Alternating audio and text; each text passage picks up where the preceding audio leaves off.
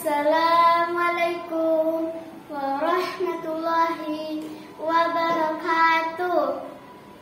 Hamdan wa syukran lillah, salatan wa salaman ala rasulillah, amma ba'du.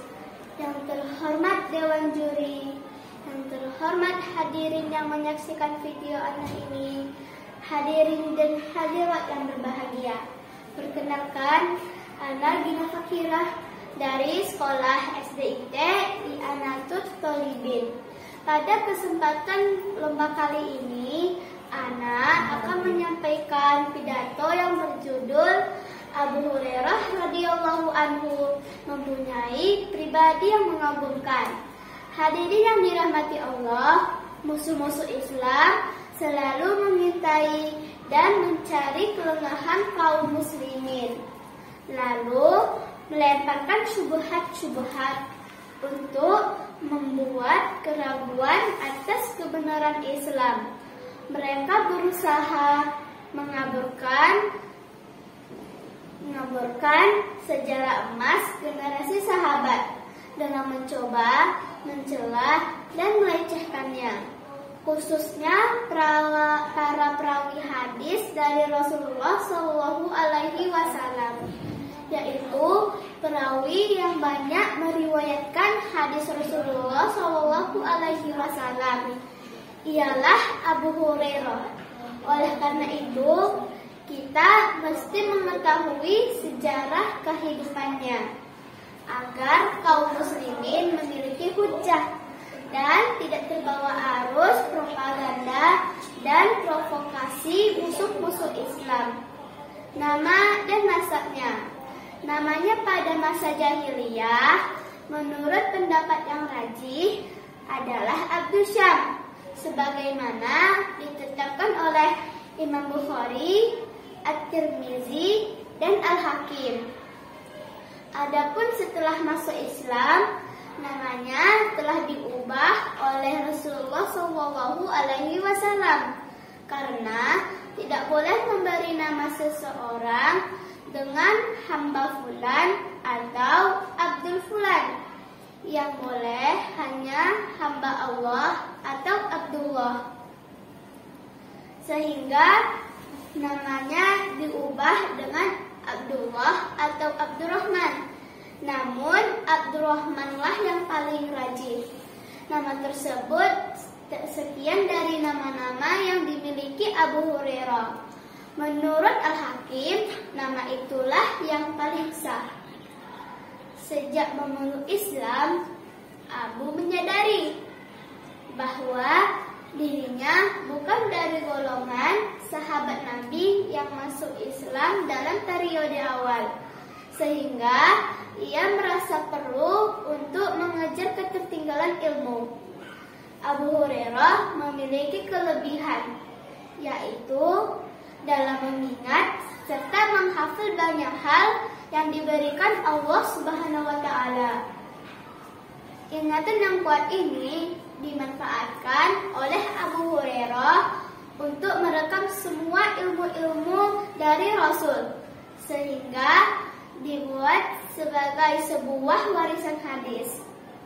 Dengan demikian, ia menjadi salah satu dari orang-orang yang memikul tanggung jawab melestarikan hadis Rasulullah dan menyampaikan kepada generasi-generasi berikutnya. Tujuan Abu Hurairah meriwayatkan hadis bukan semata-mata memperkaya ilmu bagi dirinya, tetapi untuk disampaikan kepada generasi-generasi berikutnya. Abu Hurairah adalah seorang yang mulia, berkedudukan tinggi, dan dipercayai di kalangan Bani Daus. Bani Daus senang memilikinya. Pamannya bernama Sa'ad bin Abu Zubab yang diangkat oleh Rasulullah SAW sebagai gubernur wilayah Daus. Pengangkatan tersebut berlangsung hingga pemerintahan Umar.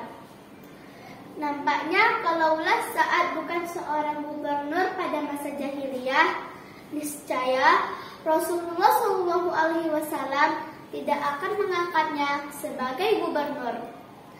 Hadirin yang dirahmati Allah, sebab kunyahnya yang aneh. Abu Hurairah memiliki kunyah atau julukan. Tentang julukannya ini, Imam Al-Hakim meriwayatkan dari Abu Hurairah radhiyallahu anhu. Ia radhiyallahu anhu berkata, mereka memberikan julukan dan gelar padaku Abu Hurairah. Tidak lain karena aku pernah mengembalakan kambing untuk keluargaku. Dan saat itu kudapati seekor anak kucing saat aku mengembala kambing. Lalu aku menaruhnya di kantong lengan bajuku.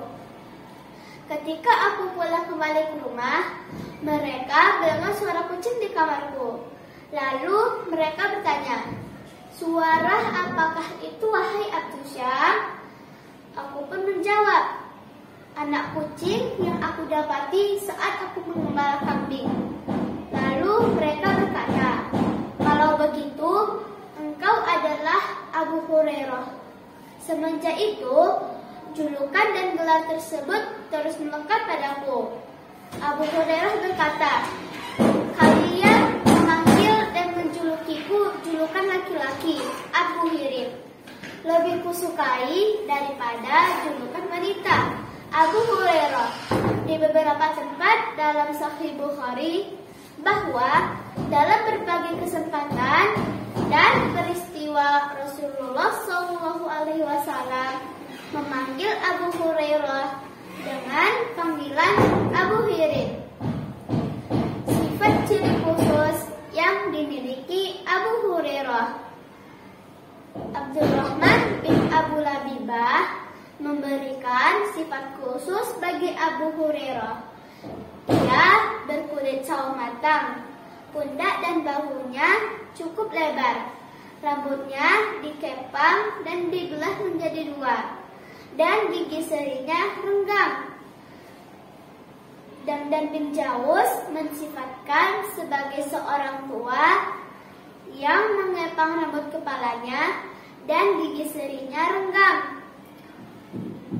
Muhammad bin Sirin mensifatkan bahwa Abu Hurairah adalah seorang yang berkulit putih, halus, lembut, dan tidak kasar. Jenggotnya dicat dengan henna pohon kajar dan berpakaian dengan kain katun. Keislaman dan hijrahnya. Di tengah-tengah kesesatan jahiliyah dan kegelapan syirik, turunlah seruan dakwah dari Mekah kepada seorang yang mulia, penyair ulum dan dermawan, yaitu At-Taufil bin Amr Ad-Dausi. Setelah itu, dia pun masuk Islam dan mengikuti Rasulullah SAW di Mekah. Lalu ia kembali kepada kaumnya di wilayah Daus. Dia menyeru kepada kaumnya agar ada masuk Islam. Di antara mereka ialah Abu Hurairah. Hadirin yang dirahmati Allah, ada firman dari Allah Subhanahu wa taala. Barang siapa yang menyembunyikan apa yang telah kami turunkan berupa keterangan yang jelas dan petunjuk, dan kami sampaikan kepada manusia dan Alkitab, mereka itu dilaknati Allah, dan dilaknatilah pula oleh semua makhluk yang dapat melaknati. Quran Surat Al-Baqarah ayat 159. Oleh karena itu, Abu Hurairah terus gencar menyebarluaskan hadis Rasulullah SAW, sehingga tidak ada yang mampu menghalanginya. Dengan demikian pidato dari Ana. Semoga pidato tersebut bermanfaat bagi kita yang mendengarkan dan khususnya kepada Ana. Mohon maaf bila ada kesalahan dan kekurangan.